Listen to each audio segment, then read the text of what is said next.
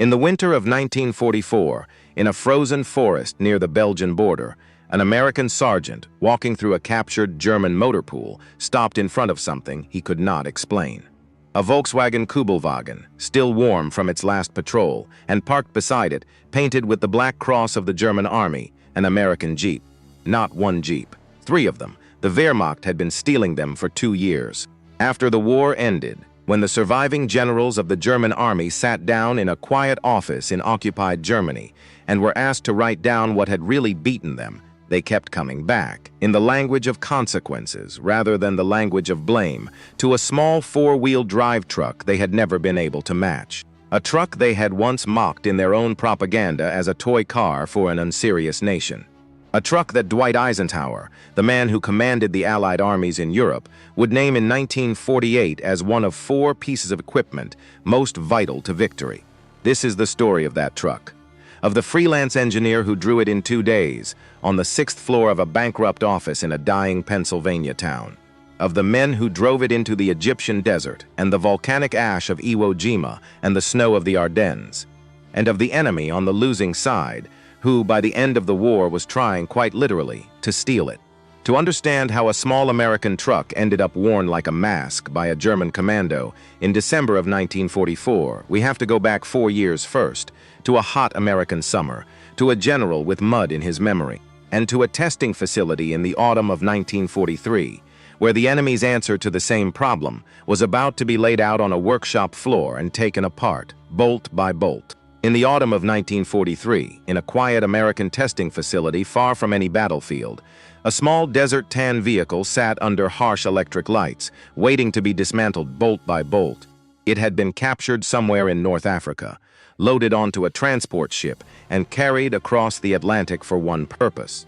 American engineers wanted to know what the enemy had built. They wanted to understand it, and, if they were being honest, they wanted to prove it inferior.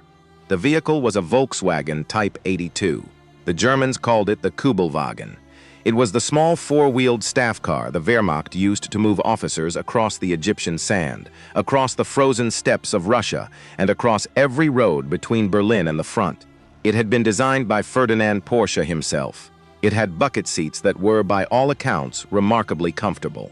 It had an air-cooled engine mounted in the rear, a flat, smooth underbody, and a sloping front that ended in a single curved fender. It was elegant, it was clever, it was in its own way beautiful. The American engineers took it apart anyway. They measured every component, they timed it on slopes, they ran it through sand pits and shallow water crossings. They put it beside the small, square, almost painfully simple 4-wheel drive utility truck that American soldiers had already begun calling the Jeep. And then they wrote down what they had learned. The verdict appeared on the 15th of March, 1945, in a restricted War Department publication titled Technical Manual E30-451, the Handbook on German Military Forces. Fewer than 1,000 copies were ever printed. It was not the kind of document you handed to every officer in the field.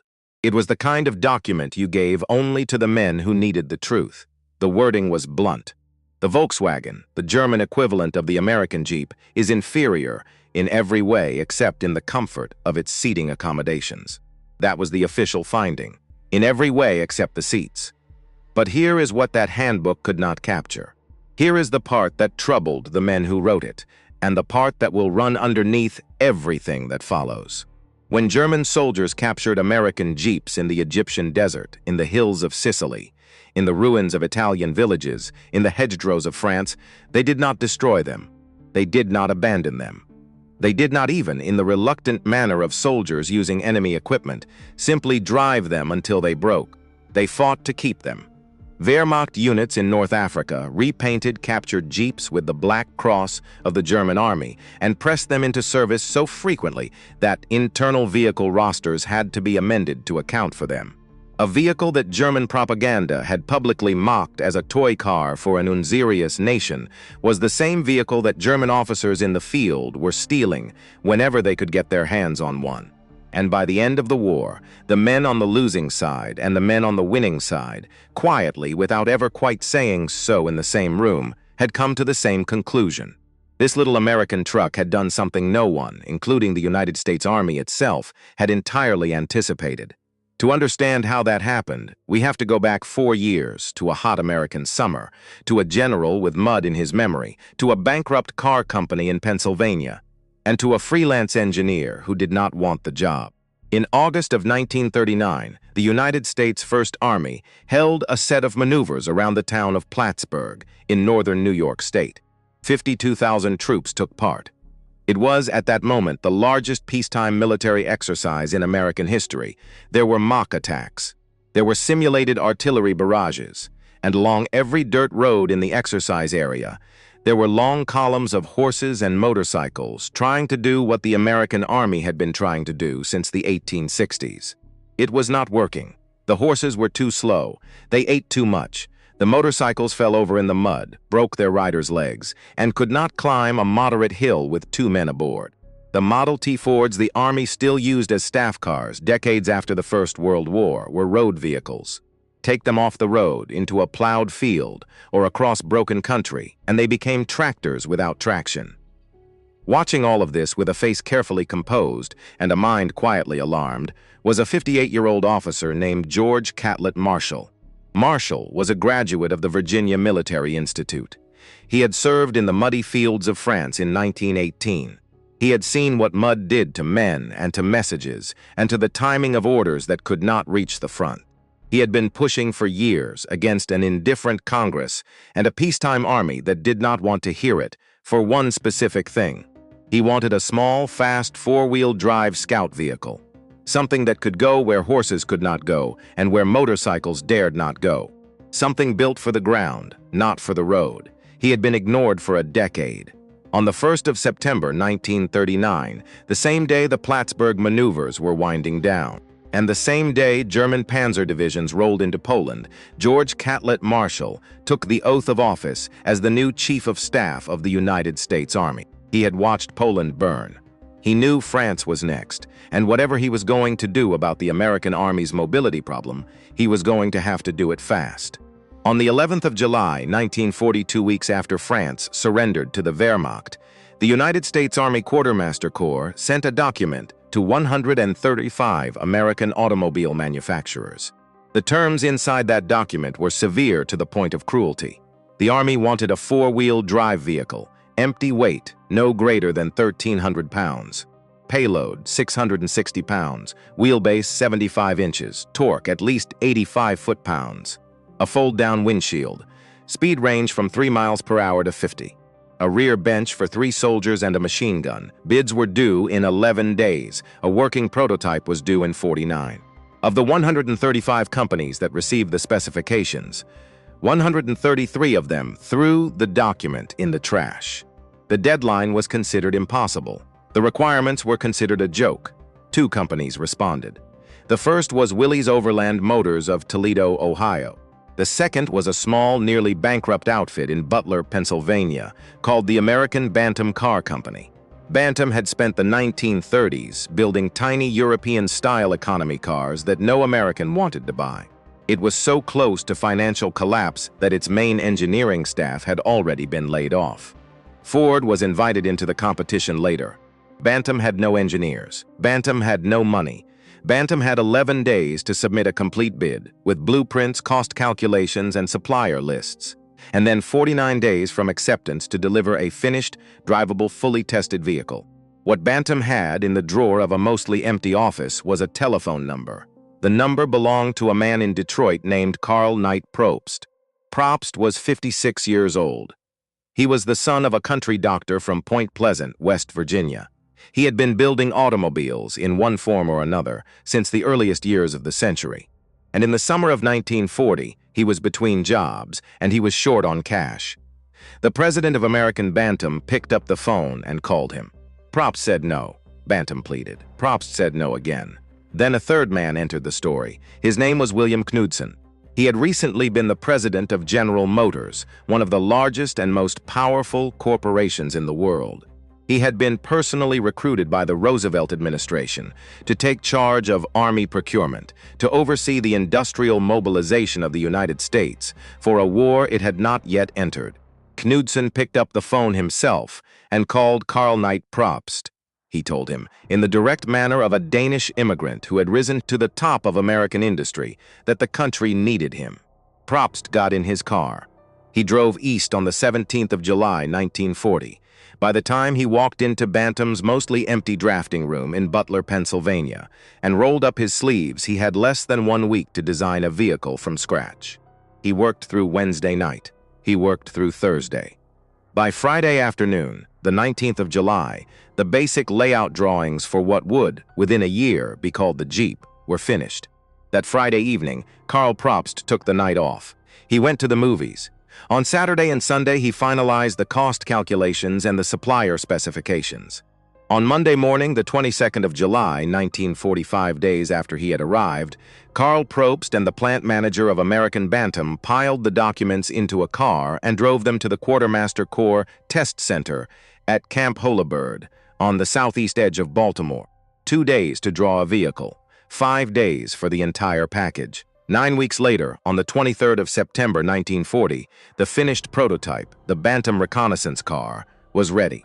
Bantam could not afford to ship it, so 2 men from the company climbed inside and drove it under its own power, roughly 250 miles down the roads of 1940 America, from Butler, Pennsylvania, to Camp Holabird, Maryland.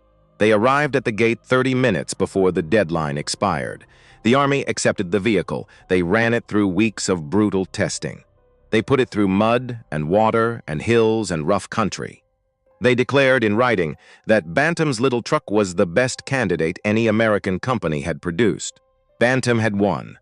Karl Knight Probst had designed in 2 days, on the 6th floor of an emptying office in a dying Pennsylvania town, what would become the most produced wheeled military vehicle in American history. The men in Butler celebrated. They believed the future of their company had just been secured. They were wrong, because what the United States Army was about to do next would bury American Bantam, quietly break Karl Knight Probst, and hand the credit for one of the most important pieces of equipment of the Second World War to 2 much larger companies who had done none of the original work. And that betrayal, the one that no one in Butler saw coming on the afternoon of that September prototype run, was already being written into the fine print of the contract Bantam had just signed. The fine print of the contract said that the drawings, once submitted to the United States Army, belonged to the government of the United States. Karl Knight Probst had signed it.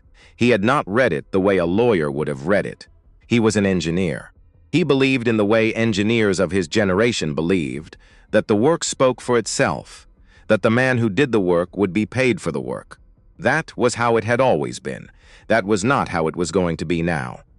Within weeks of Bantam's victory at Camp Holabird, Army officers walked into the drafting room in Butler, Pennsylvania, gathered up copies of the blueprints, and carried them out the door.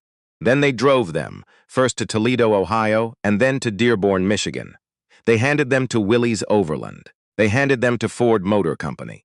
And they told both firms in plain and unemotional language to build their own versions of the vehicle, using Bantam's design as the starting point. The stated reason was production capacity. Bantam was a small company, a very small company. It employed a few hundred workers in a single Pennsylvania town. The Army calculated, correctly, that if the United States entered the war, it was going to need this vehicle in numbers that Bantam could not possibly produce. It needed factories the size of city blocks. It needed steel and rubber and coal in quantities Bantam could not command. It needed, above all, the industrial muscle of the 2 giants that had built the American automotive century. The stated reason was true. The unstated reason was that Bantam was expendable. Karl Probst was told the news in an office in Butler. According to accounts that survived him, he was quiet for a long moment. Then he was furious. Then he was quiet again. There was, in the end, nothing he could do. He was a private citizen. Bantam was a private company. The contract was the contract. And the country was 2 weeks removed from the fall of France, with the memory of Warsaw still fresh.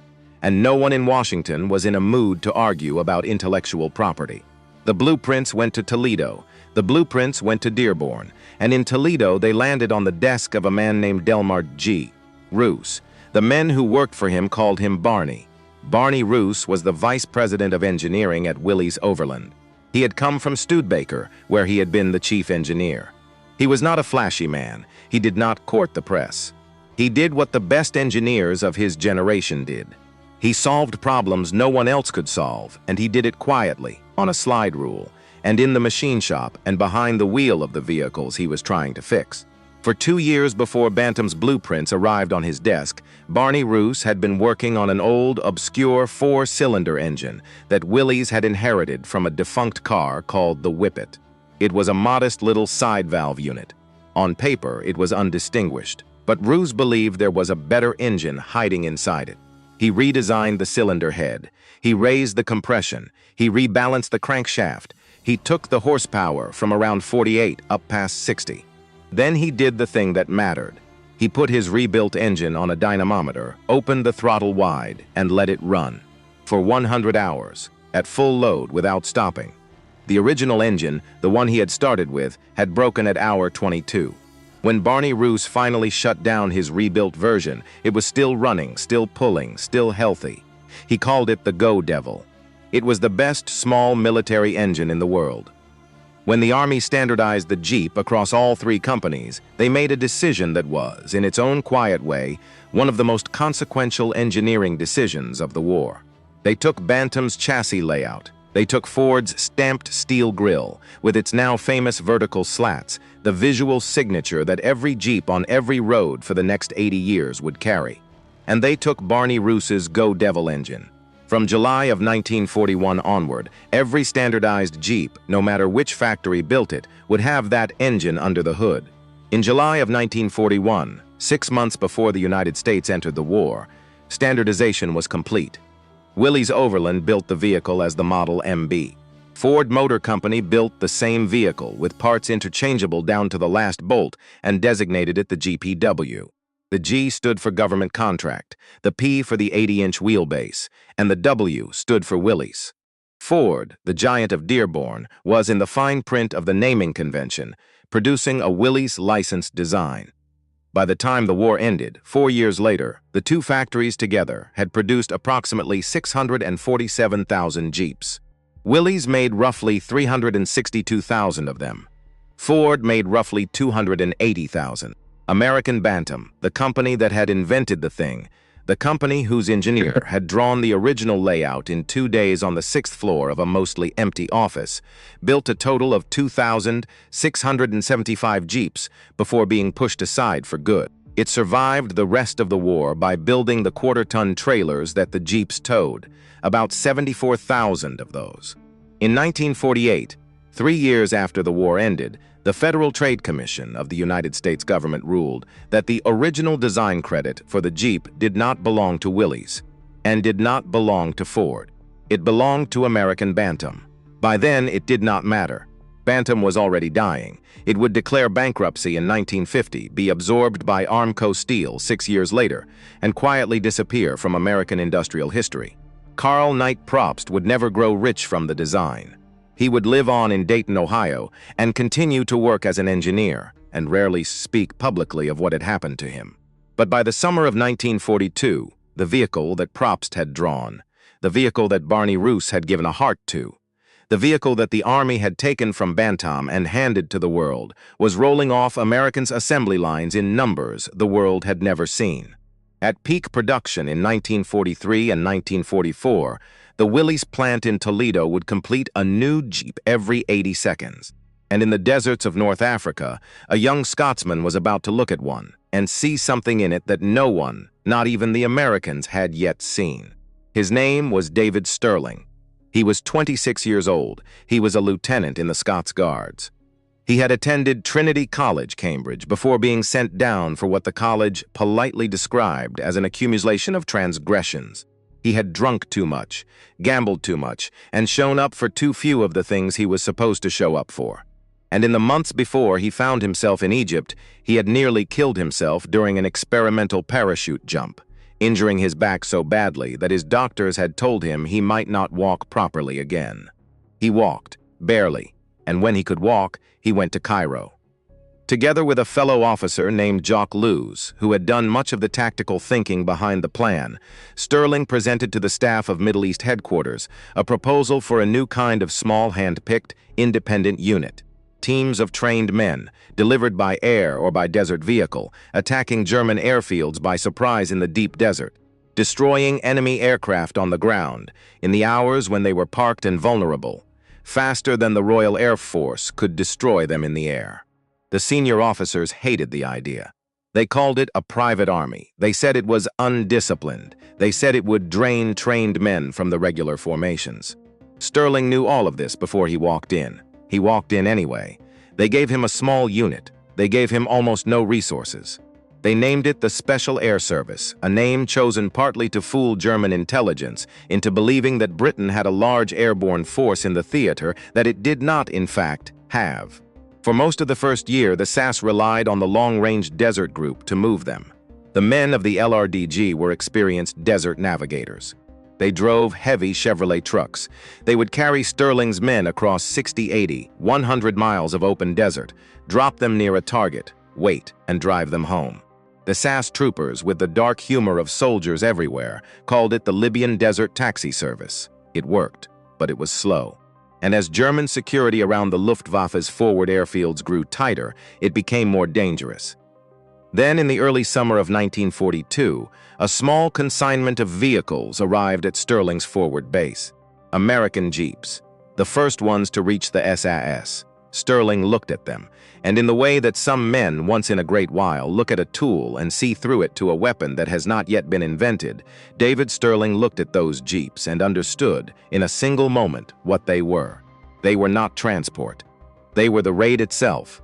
He stripped them down, he cut off the windshields, he removed the bumpers, the running boards, anything that added weight without adding capability. And on each Jeep, front and back, he bolted a pair of Vickers K aircraft machine guns. The Vickers K was a strange, terrifying weapon. It had been designed for the observer's cockpit of a British biplane, in an era when observers still leaned out into the wind and fired backward at pursuing fighters. It fired at a rate of roughly 1,000 rounds per minute and could reach 1,200 from a drum magazine holding 60 or 96 rounds. 4 of them on one Jeep. 2 facing forward, 2 facing back, fed by a young trooper in the rear seat who had to change drums while the Jeep bounced across desert at 40 miles an hour. On the night of the 26th of July, 1942, 18 of these modified Jeeps assembled at a forward hideout called Bir el Kauzir, on the northern rim of the Great Qattara Depression in western Egypt.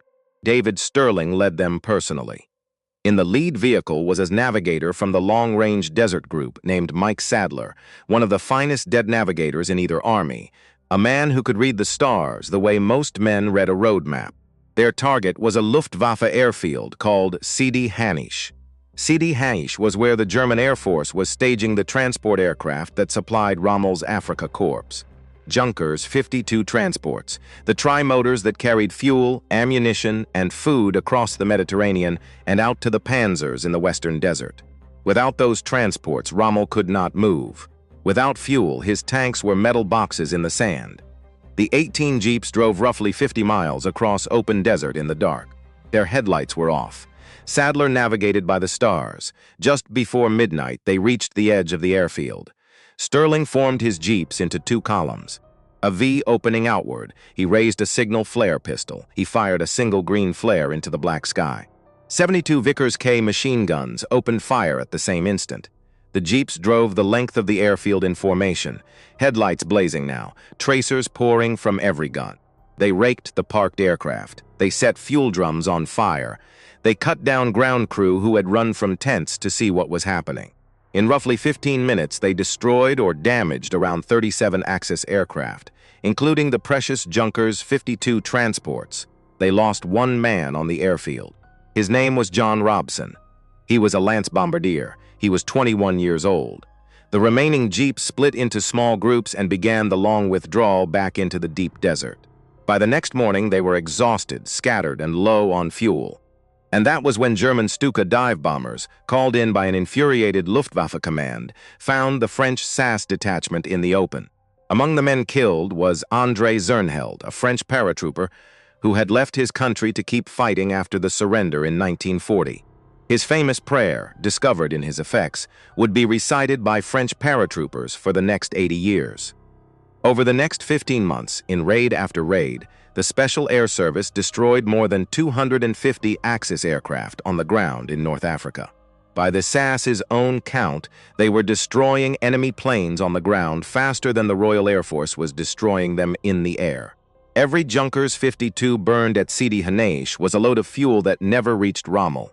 Every fuel drum ignited was a panzer that would not move next week.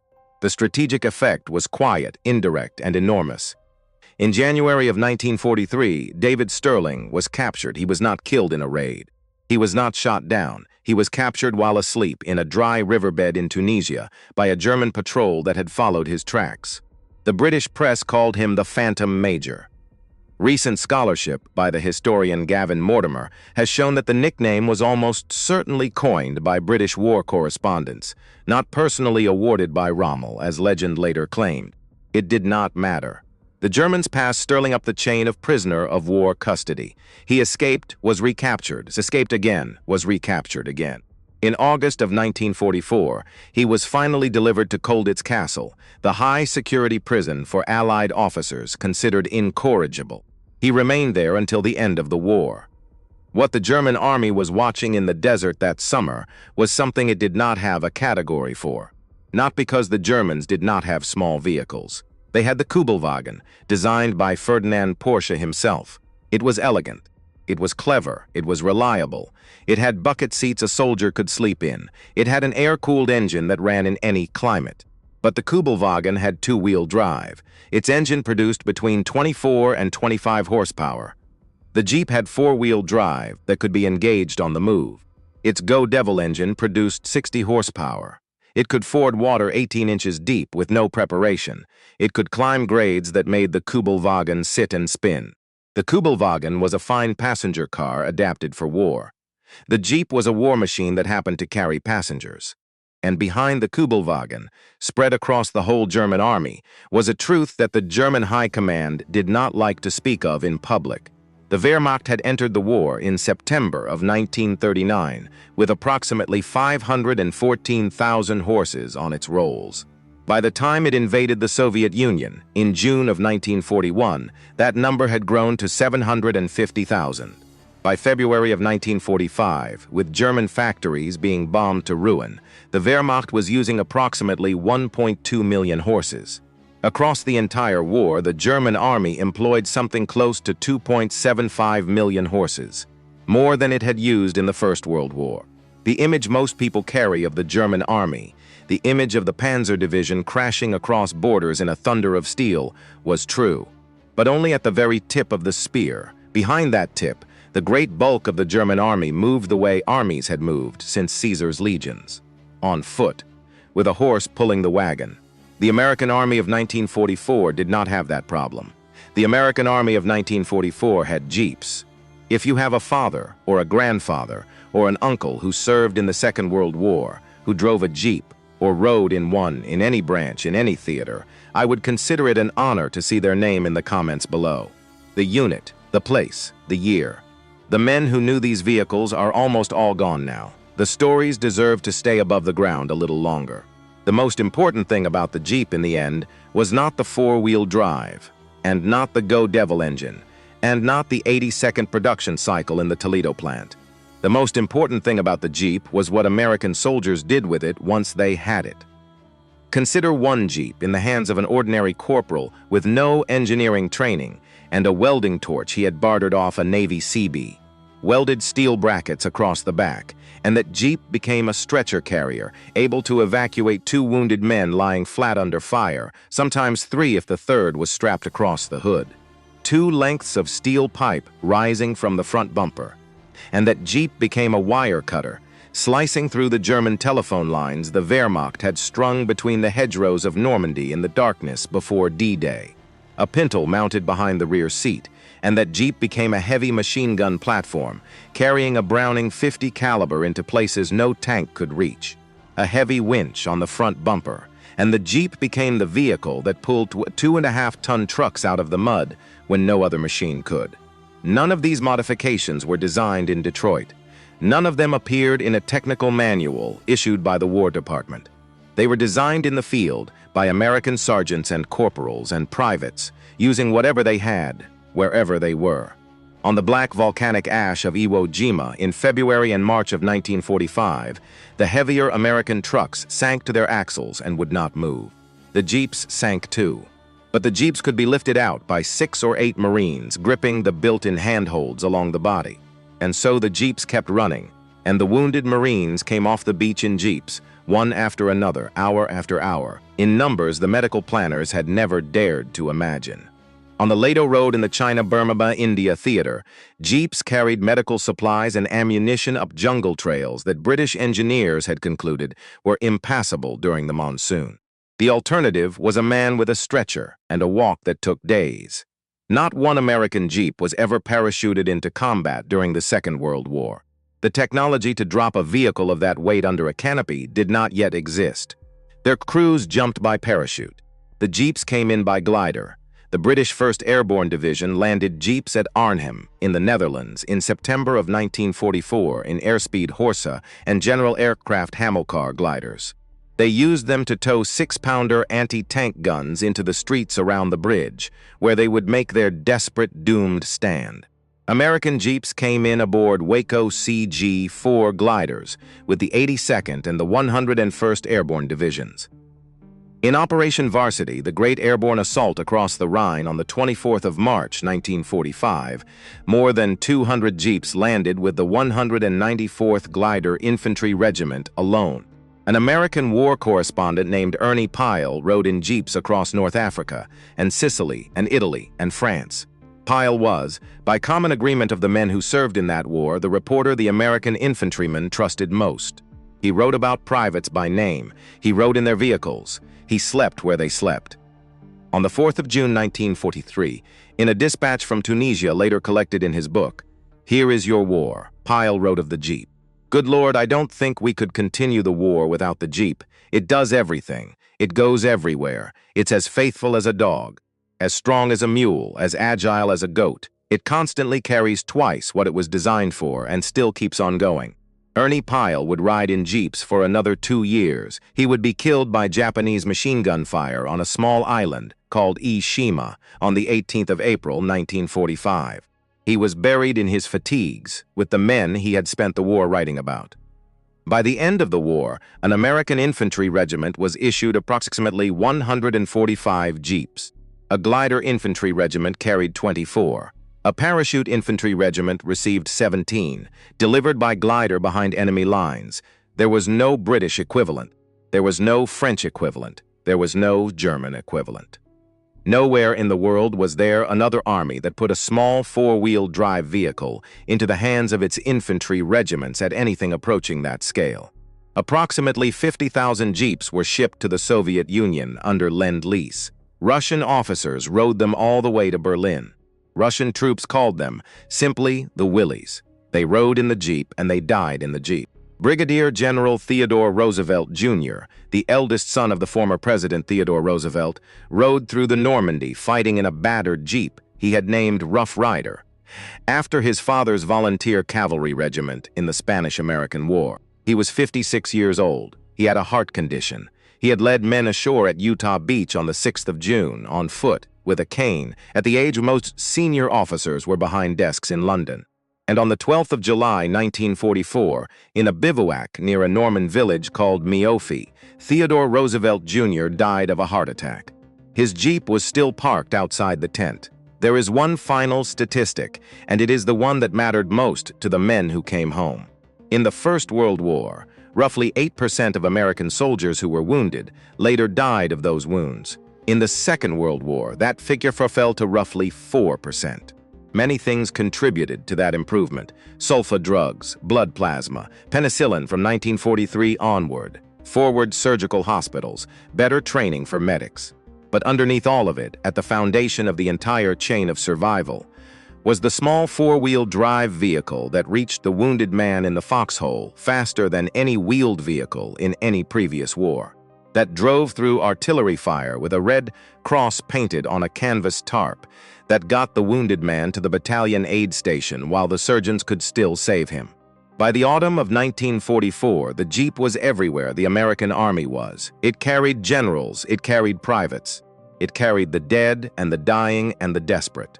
And on the other side of the line, in the ruins of the Wehrmacht that was now retreating, week by week, across France and toward the Rhine, something quiet and remarkable had begun to happen. The Germans were no longer just capturing Jeeps by accident. They had started hunting them on purpose. And in the last weeks of 1944, an SS lieutenant colonel, called to a briefing at Adolf Hitler's Wolf's Lair headquarters in East Prussia, was about to be handed the strangest shopping list of the entire war. At the top of that list, in careful handwriting, was a single word: Jeeps. He had asked for 100 of them. On the 22nd of October, 1944, a black Mercedes staff car rolled through the wire and the checkpoints of a secret installation in the forests of East Prussia. The place was called the Wolf's Schanze, the Wolf's Lair. It was the field headquarters from which Adolf Hitler had for 3 years directed the war on the Eastern Front. The man riding in the back seat of the Mercedes was 36 years old. His name was Otto Skorzeny. He was tall, 6 feet 4 inches, with a dueling scar down his left cheek from his student days in Vienna. He held the rank of Sturmbannführer, soon to be raised to Obersturmbannführer of the Reserve in the Waffen-SS. He had been photographed 1 year earlier, standing beside a rescued Benito Mussolini on a mountaintop in Italy called the Gran Sasso, in what German propaganda had trumpeted as the most audacious commando operation of the war. There is a small detail worth pausing on, because the histories now agree. The Gran Sasso raid was not planned by Otto Skorzeny. It was not led by Otto Skorzeny. It was planned and commanded by a Luftwaffe paratroop major named Harold Moors, who did the tactical work, chose the landing site, and led the paratroopers who actually seized the hotel where Mussolini was held. Skorzeny had gone along on the flight. He'd walked in behind the paratroopers. He had made sure he was photographed beside Mussolini as the dictator boarded the small aircraft that carried him out.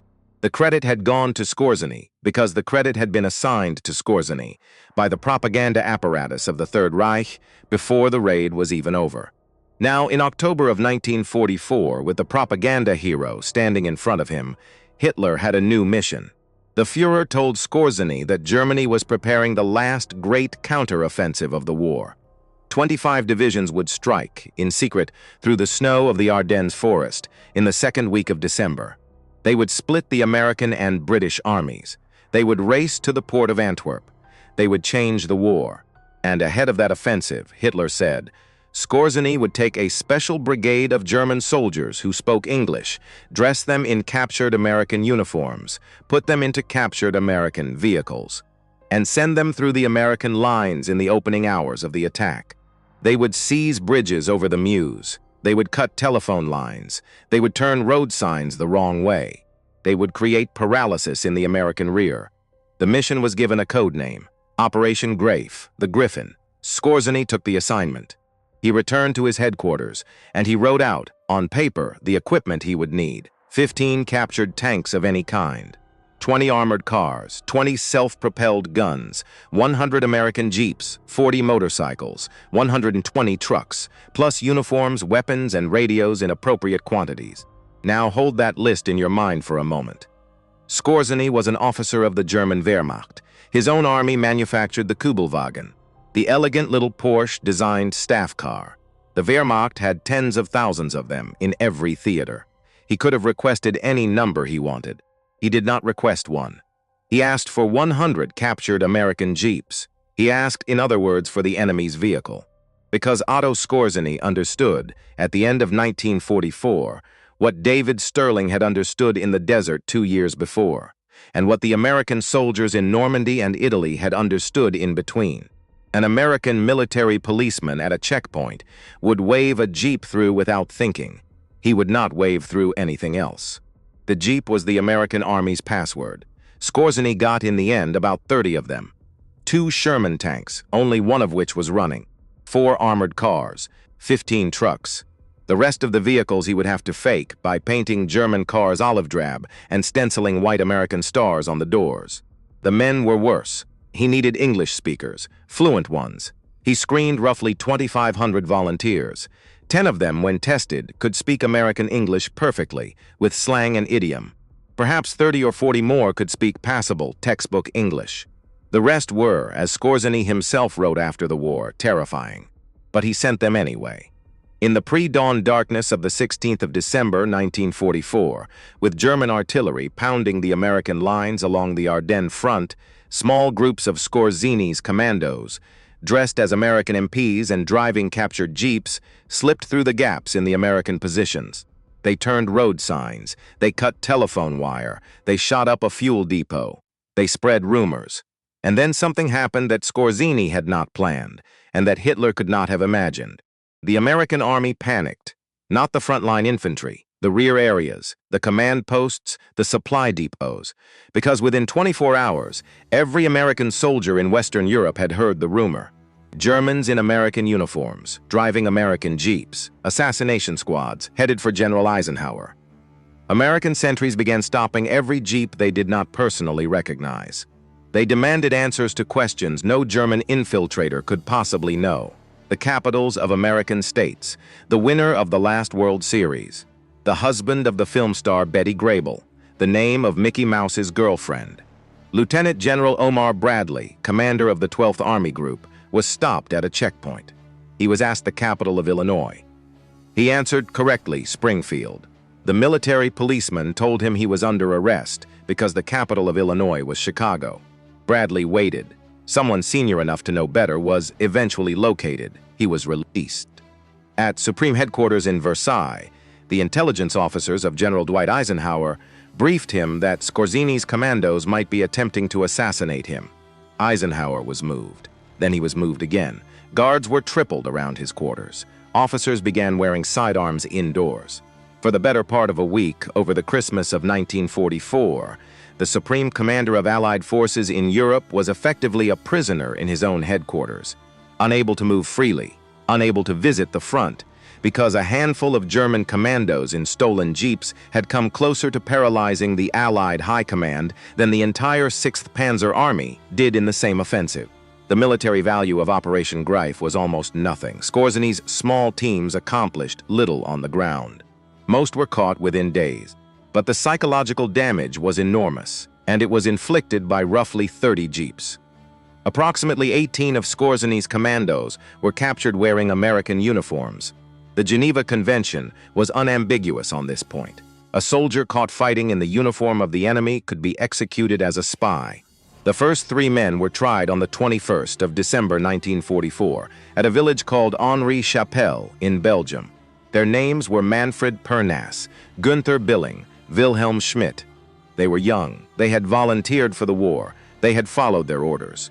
They were shot by an American firing squad on the 23rd of December, 1944. 2 days before Christmas, most of the others followed, in small groups, at the same location in the days that followed. Otto Skorzeny survived the war. He surrendered to American forces in May of 1945. He was held for 2 years and finally tried, along with 9 of his officers, before an American military tribunal at Dachau from the 18th of August through the 9th of September 1947.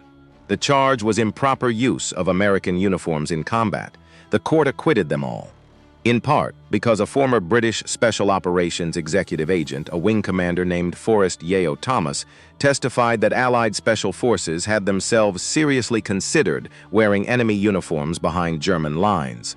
The court could not, in good conscience, hang the Germans for what the British had planned. Otto Skorzeny walked out of the courtroom a free man. He lived another 28 years. He died of cancer in Madrid in 1975. The 3 young men shot at Henri Chapelle in December of 1944 did not. Now, 3 years after the last German soldier laid down his rifle, in 1948, General Dwight David Eisenhower sat down in a study in the United States and wrote his memoir of the war he had commanded in Europe. He called the book Crusade in Europe. Buried in its middle pages is one sentence that every serious historian of American mechanization has quoted since. 4 other pieces of equipment that most senior officers came to regard as among the most vital to our success in Africa and Europe were the bulldozer, the jeep, the 2.5-ton truck, and the C-47 airplane. Curiously enough, none of these was designed for combat. Read it again. Curiously enough, none of these was designed for combat. The supreme commander of the Allied Expeditionary Force in Europe, the man who had accepted the surrender of the Third Reich in a schoolhouse in Reims, the man who would in 5 years be President of the United States, was telling anyone who read his book that the equipment that had won the war in Europe was not primarily the equipment that fired the bullets. It was the equipment that put the men with the bullets where the bullets needed to be. Beginning in 1945, the United States Army Historical Division began an unusual project. They had captured the surviving senior generals of the Wehrmacht. They interned them at 2 facilities in the German state of Hesse, at Allendorf and at Neustadt, and they asked those generals to sit down and write. The program was placed under the supervision of a Colonel Harold Potter. Its chief German editor was the former chief of the German Army General Staff himself, Franz Halder. He was 61 years old. He had once briefed Adolf Hitler on the invasion of the Soviet Union. He had been dismissed by Hitler in 1942. He had been arrested by the Gestapo after the July 20th plot. Now, in an office in occupied Germany, he sat as chief editor of a project called the Foreign Military Studies Series. The program eventually produced approximately 2,500 manuscripts. They are held today at the National Archives at College Park in Maryland. They are the largest body of senior German military analysis of the Second World War in existence anywhere in the world. The German generals who wrote for that program rarely named the Jeep directly. They did not have to. They named its consequences. They wrote of the speed at which American divisions could shift weight from one sector of the front to another, faster than German intelligence could track. They wrote of the depth at which American reconnaissance penetrated German lines before being detected.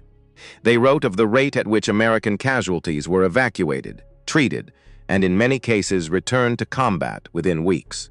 They wrote of the constant, unrelenting pressure that American forward units could maintain on a battered German line because their supply never stopped reaching them. Every one of those things, on the ground in reality, in the mud of Normandy and the snow of the Ardennes, came down to the same small 4-wheel drive vehicle. The same one they had painted with black crosses when they could steal it. The same one Skorzeny had asked for by the 100. The German generals of the Foreign Military Studies did not say the Jeep was the best weapon of the war. They said something closer to the truth. They said that the American army moved in ways the German army could not match. And when they said it, the vehicle they were describing, without naming it, was the vehicle that Karl Knight Propst had drawn in 2 days on the 6th floor of a mostly empty office in Butler, Pennsylvania, in the summer of 1940. The stories of the men in this history do not end well. The American Bantam Car Company, which had invented the Jeep, which had built the first prototype, which had driven it 250 miles down open roads because it could not afford a truck, was crushed out of business by the very war it had helped to win. It declared bankruptcy in 1950. It was absorbed by Armco Steel 6 years later. Its name disappeared from American industry. Karl Knight Propst, the engineer who had drawn the Jeep in a long weekend, who had gone to the movies on the Friday night when his basic layout was finished, who had never grown rich from what he had built, spent the rest of his life working as a quiet engineer in Dayton, Ohio. He died in his home there in August of 1963 at the age of 79 after a long battle with cancer. He was, outside a small circle of Jeep enthusiasts, almost entirely forgotten. David Stirling, who had put the Vickers gun on the Jeep in the Egyptian desert and invented modern special operations in the process, sat out the last year of the war behind the stone walls of Colditz Castle. He was liberated in April of 1945. He lived until 1990. Ernie Pyle, who had loved the Jeep more than any other piece of American equipment he had seen, was killed on the 18th of April, 1945, on Aishima by a Japanese machine gun. He was buried in his fatigues, in the fresh dirt of a Pacific island, beside the men he had spent the war writing about. There is a comparison to be drawn, and it is worth drawing plainly. The Kubelwagen, designed by Ferdinand Porsche, elegant, clever, comfortable, produced in approximately 50,000 units across the entire course of the Second World War, the Jeep, drawn by a freelance engineer in 5 days in a bankrupt Pennsylvania town. Simple, ugly, rugged, produced in numbers more than 12 times larger than its German counterpart. The Kubelwagen was the answer of a culture that trusted its engineers. The Jeep was the answer of a culture that trusted everybody, the engineer who drew it, the industrialist who mass-produced it, and above all, the sergeant and the corporal and the private who welded a stretcher rack to the back of it under a canvas tarp in a French orchard at 3 in the morning because a boy from Kansas was bleeding in a foxhole a quarter of a mile away. And no one was coming to help but the man with the wrench and the Jeep. The Jeep did not win the war. The Jeep made it possible for every other American thing to win the war. That was Eisenhower's verdict in 1948. And it is the verdict the documents still support today. Most of the 647,000 Jeeps of the Second World War are gone now, scrapped in the years after 1945, sold for parts, rusted into red dust in the fields of 100 countries. The men who drove them are almost all gone, too. If you had a father, a grandfather, an uncle, a neighbor, who came back from that war with a Jeep story he told at the kitchen table on a Sunday afternoon, that story is worth writing down. It is worth telling to the grandchildren. It is worth keeping alive, because the Jeep in the end is the monument. And the men who built it, drove it, and bled in it are the reason it still matters. If this story reached you, if the names in it, Karl Probst, Barney Roos, David Stirling, John Robson, Andre Zernheld, Ernie Pyle, Theodore Roosevelt Jr. meant something to you, take a moment. Hit the like button. Subscribe if you want the next story of ordinary American equipment that quietly changed the outcome of the war. There are more of them coming, with the names and the dates and the truth intact. The men who knew this war are leaving us. What we do next is up to us.